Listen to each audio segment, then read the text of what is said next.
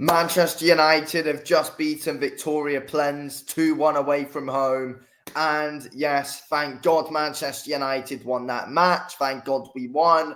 Otherwise, it would have been an absolute shambles. And it kind of was anyway, though, to be honest, even though we did win.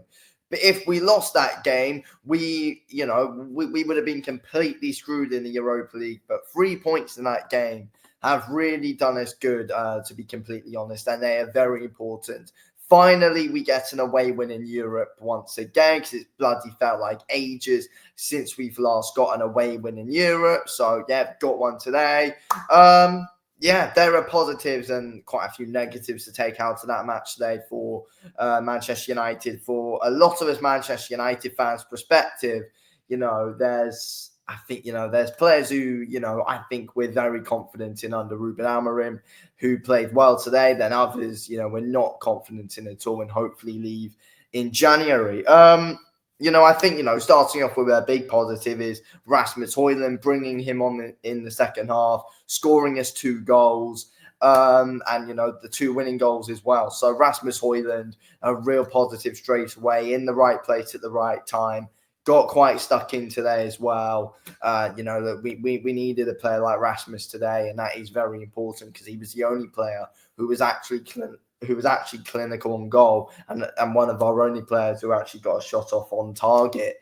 I thought Amad Diallo was a good positive as well, 100%. I always credit Amad Diallo. I thought he was very good today. He was good on the ball, good off the ball as well, tracks back nicely. Then, he carries the ball up the pitch very well and puts in some good balls into the box. I think Amad Diallo is very important in my opinion. He's got that pace, he's got the skill, and, it showed today. So, Amad Diallo, Rasmus Højlund, big positives to take out of that game today, in my opinion. And, they're 2 of the only real positives that we can. I thought De Ligt was decent, but, overall, we got Onana making another mistake in Europe. Like, honestly, just giving the ball right away. De Ligt wasn't even in a position to win the ball. He was, tracking away from the ball. He's going up the pitch.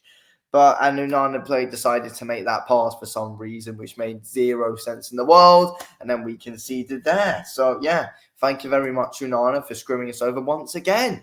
Really, no, absolute joke. Absolute joke. Not happy with him at all. Possession, we had 70% possession today. That's good. And, it's showing it's showing Ruben Amorim's style more that, we're having a lot of the ball. The next big step is to actually do more with it. That's what the next big step is at the end of the day. We need to do more with the ball, because today we didn't do much with the ball at all. We didn't do enough with the ball. We are knocking it about randomly in the first half. There was 0 urgency whatsoever to do anything when we had the ball in the second half. It was a bit better when Rasmus came on, though. And to be fair to Mason Mount, when he came on as well, he was making some decent runs into the box, but he can't score to save his life. Mason Mount had about 3 big chances today and couldn't get any of them. But yeah, to be fair, we got in some good positions and, helped us be able to create chances. So fair play to Mason Mount on that.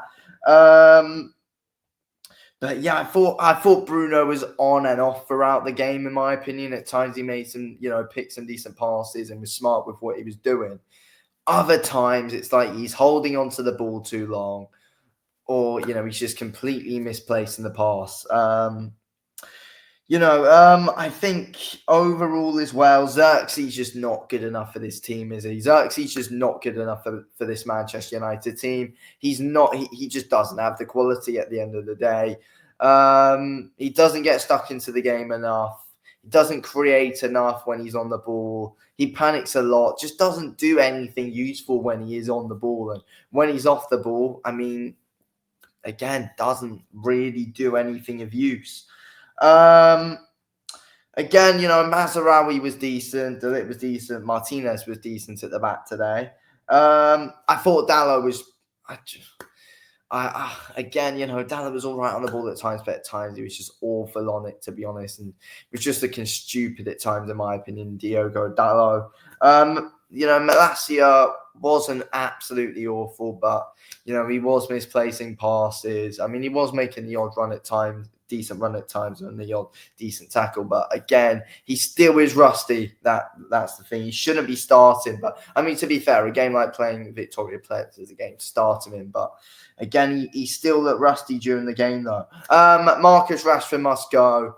That's also a big thing as well. Marcus Rashford must be sold in January. He can't be asked. He really can't. You can just tell by his body language on the pitch. I always say it about Rashford. You can tell by the body language. He never plays with a smile on his face whatsoever. He just doesn't go for the ball when he should. He doesn't pressure enough. I mean, that's not his game, but I mean, he doesn't suit the style, in my opinion, Rashford. He doesn't suit the style of what Ruben Amorim wants to do. It's not going to work with Marcus Rashford, and that's already very bloody clear to see. And, his attitude is a very big problem in itself.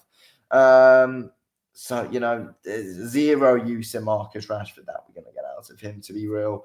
Garnacho, I mean, I think Garnacho's over-criticised, definitely. But he does need to do better than what he's doing right now. I mean, there's a good player in him. We've seen it. I think he is massive. I think Garnacho is massively over-criticised by many people. But, I mean, this season hasn't been the greatest of seasons. But, look at what he's been able to do in past seasons. So, at the end of the day, he has had the odd bit of spark in him this season as well. So, I do think he's over-criticised. But, we could see better. He does hold the ball a bit, especially recently. But there is a player in Garnacho, and I think we can get out of him. He's just in that bloody phase at the moment now. Anthony's a player that must go. Held onto the ball for too long when he was on the pitch. Can't do anything with it. Can't put a simple bloody cross into the box. He literally didn't successfully complete a pass or a cross today. Shocking from Anthony. But yeah, there we go. Rasmus and Diallo, the big positives to take out of today. Anyway, thanks for watching. Speak to you in a bit.